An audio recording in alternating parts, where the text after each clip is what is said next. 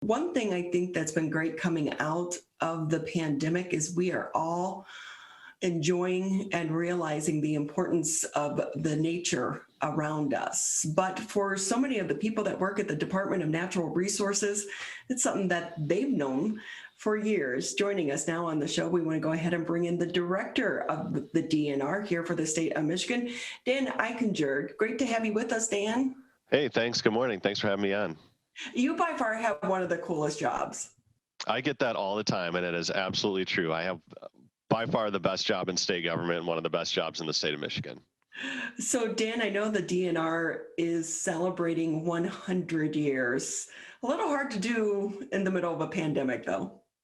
Yeah, for sure. I mean, this is 2021. It's an important milestone for our department. We have so much to celebrate in the state of Michigan from a natural perspective. I mean, we are so defined by not only the Great Lakes, but we have tremendous forest resources in the state. We have a wonderful state park system. And, coming into this year, we had big plans and big aspirations of being able to sort of cut the cake in person, so to speak, and be able to interact with the people who've made that possible. The citizens of the state of Michigan have made these tremendous resources and these assets a possibility for all of us. We're changing things a little bit for how we plan to celebrate, but nevertheless, our parks and our natural areas have always been open throughout the COVID crisis in particular, and we look forward to welcoming the public out on a trail or out in their favorite park somewhere during this celebration year. So with that, Dan, what has the last year been like? I know that you've had an increase in visitors. Yeah, it was kind of a wild year. So this time last year, things were, obviously everybody was kind of struggling to get their footing and figure out how we were going to be able to work and what we were going to be able to do and what the public was going to be able to do.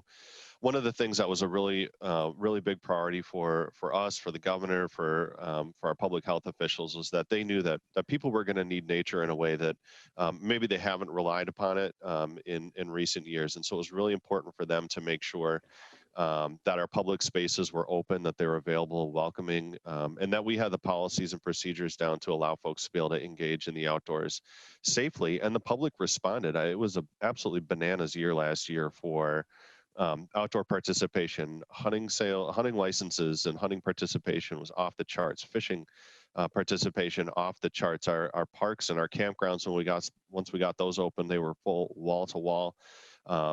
So across every category, people have been finding their way outdoors, and that's really gratifying and reaffirming for those of us who work in this space, that there's something inherent in all of us that just, when the chips get down, we need to get outdoors and sort of recenter, and that's what we were able to provide to people last year. So it felt really good to be able to give that to the public during a very, very difficult year last year for a lot of families. So do you anticipate that's going to continue this year? We hope so. Obviously, we want the global pandemic and that crisis to recede. And one of the things that we hope we're able to sustain through that is, this thing that has awakened in people, that they've found themselves wanting to get outdoors or needing to get outdoors, and in certain sectors, particularly in the hunting and fishing sector, we've seen some kind of long, sort of very marginal declines over the last number of years, where people are participating in those activities. And a lot of us who, work in this space, not just in Michigan, but across the country, to try to figure out what are those things, what are those buttons that we can push or levers that we can pull that they're going to keep people or reinterest people in hunting and fishing. And now we've got an opportunity to do that, because we've got a lot of folks who either came back or they're trying it out for the first time. And so they've kind of self-selected, and the challenge and the onus is on us now to kind of figure out, well, what do you need from us to keep going with these activities, to encourage others? There may be a lot of business intelligence that we can learn from those folks who have found their way into these activities during the last year. So we got a lot to learn and a lot of work to do to try and capitalize on what it is that we do glean from those folks. We're talking with Dan Eichinger with us here on the MegaCast. He's the director for the Department of Natural Resources here in the state of Michigan. And with that, Dan, we also know, while you have more people utilizing our parks, what about staffing issues? It was a challenge last year, and it's actually it's proving to be a bit of a challenge this year. We, particularly for our parks, and some of our other divisions, but especially in our parks, it's a highly seasonal workforce, so we hire a lot of people. Um, it's a very competitive marketplace right now for trying to hire folks. There are a lot of other businesses and other agencies and entities that are also trying to hire seasonally right now. So it's extremely competitive. If you're looking for something to do, if any of our viewers are looking for something to do this summer, please come find us on michigan.gov/DNR. If you're looking for a job this summer, throw an application in. We're looking for folks who want to work outdoors and help welcome our visitors into our park. So it's been a challenge. With that too, I mean, you have something so many other businesses don't. You have Mother Nature surrounding you. It's the best. That's right. It's the best office that you can possibly want to go into. I mean, when I was a kid growing up in the summer, I had a choice between I was a dishwasher, and then I had a choice if I wanted to keep being a dishwasher or be a caddy at a golf course. And I thought I'm going to go be a caddy because I can work outdoors every single day. So we can offer that. But it's a great place. It's a great place to work. We found a lot of folks who have want to make a career out of working in public outdoor recreation, working in conservation, working in natural resources management, and that's a great way for folks to get their foot in the door. It really is. And we should note that typically when it comes to joining the DNR, it can be a long process for people that want to be. Are you guys called agents? It depends on what you're looking for. So different career tracks. So our conservation officers, they're fully commissioned law enforcement officers. Those folks go through regular police academy style stuff. It's a long recruitment process. There's a lot that's involved with it. We also have, as we were talking about, a lot of positions in our parks. So on the maintenance side, or a park ranger, lots of opportunities there. We also have fisheries and wildlife biologists and foresters and forest land managers.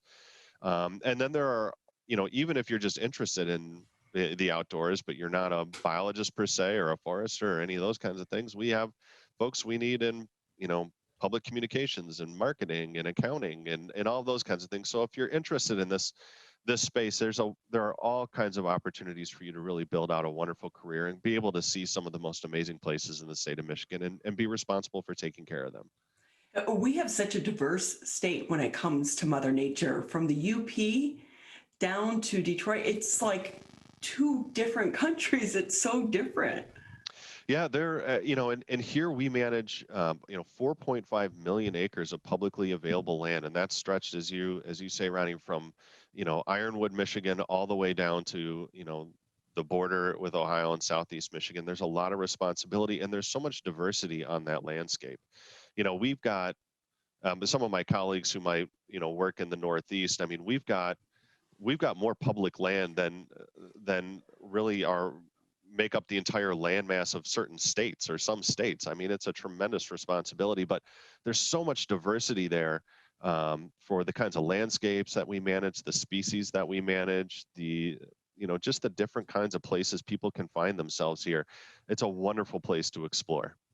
So with that, Dan, I wonder, have you had an issue with, on the law enforcement side, the legal side, with like poaching or, hunting out of season, more things of that nature through the pandemic? Well, I wouldn't say we saw a major increase in any of those things. There's obviously a certain amount of that we deal with every year. One of the things that we really try and do, and that's especially important when we've got folks who are new to an activity, whether it's hunting or fishing or, going out and hiking, or exploring an area you haven't been before, making sure that you're acquainted with, the rules and the laws, that's all important, but having a game plan so that you're, undertaking all those activities safely. Primarily our law enforcement officers and everyone in the department are there to help make sure that the public has an opportunity to safely enjoy the outdoors. So we're a resource there for folks for any questions that you might have. If you're going to go fishing for the first time, you want to make sure you're following the law, doing it in a safe manner, give us a call. We're happy to walk you through your plan and, and just make sure that you have a positive experience when you're outdoors. And your website has so much of that information. Dan, I have to ask you, it was one of the strangest headlines, the black bear near Flint. Are bears around us? I Bear, mean, yeah, bears are all around us actually. I mean, we have the majority of our bear population, I would say, is north of say US 10, so a little bit farther north. But in the springtime in particular, we'll see they're usually younger male bears that are looking for territory, and they'll range. So it is not uncommon for us to find bears in southern lower Michigan, where they're very common in northern lower Michigan and across the UP. It's not uncommon at all for us to find wildlife, especially in the spring. They're usually, again, younger males that are out looking for new territory and that kind of thing. So not uncommon, but definitely noteworthy when it happens. I know it was like, just imagine if you were the driver and you hit the bear and you're telling people, no, really, I hit a bear. It was a bear, yeah. People are going to be, no, that's quite the tall tale. Here in our backyard, we have a lot of deer and then, fox. And I'm like, I don't know what I would do if I encountered a bear though. Yeah, just get your camera out, take a picture from a distance, let it be, and that's the watchword, especially for any wildlife encounters, especially in the spring. We get a lot of folks who will see fawns and that kind of thing. Just leave all that wildlife be. They're fine. They don't need you to rescue them. Really, the best thing to do is just to let wildlife be, enjoy them from a distance, take a cool picture, but let them be. They'll be fine. Nature will take care of them. So with that, Dan, just another minute or two here with you on the MegaCast. Anything else going on with the DNR that maybe I didn't touch on that you want to share? Well, just really the most important thing is that, as we celebrate the centennial year, again, as we weren't able to have some of the events that we planned on, but there really is no better way for people to celebrate 100 years of conservation in the state and public outdoor recreation than by getting together with the people, the special people in your lives, and go find a way to get outdoors, go visit one of our parks, go take a hike on one of our trails, get involved in some of the wonderful activities that we have to offer in the state of Michigan. There's no better way for us to celebrate 100 years of conservation and outdoor recreation than just simply getting outdoors and doing that. So when it comes to getting a license, like a hunting license, can people do that online? Absolutely. People can just go right to our website, michigan.gov/DNR, and get a license. You get all kinds of information about all the kinds of places that we have to explore. There's information about what's open, what seasons are open during this period of time. If you're looking for trail maps, if you're looking for activity ideas with your kids or that kind of thing, all that stuff is right there. It's super easy to log on to, gather up all that information, and then go have a great adventure outside. I will say, I think people would be surprised to know that a good portion of your budget actually comes from licenses and some of those fees. Almost exclusively, we are a department that is funded about 80% on restricted user-generated funds. So unlike a lot of other state departments, general tax revenue, as a general rule, does not fund the activities of the Department of Natural Resources. It's a user pay model that we have here in Michigan, and so it depends on people like all of us buying licenses, going visiting parks, getting that recreation passport, and finding those ways to support these activities, because that's the only way we can do it. Dan Eichinger with us here on the MegaCast. He's the director of Department of Natural Resources. Dan, before I let you go, it's on my bucket list. I want to see a moose in the wild. What's a good time? Anytime, early evenings. If you go up, you got to go to the Upper Peninsula. We don't have them in the Lower Michigan, so you have to go up to the Upper Peninsula. But if you go up to places like east of Marquette, Ishpeming, Negaunee, over that way, there are a few other spots that are pretty notable for seeing moose. I've only seen a moose once in the wild in the state of Michigan, and it was just west of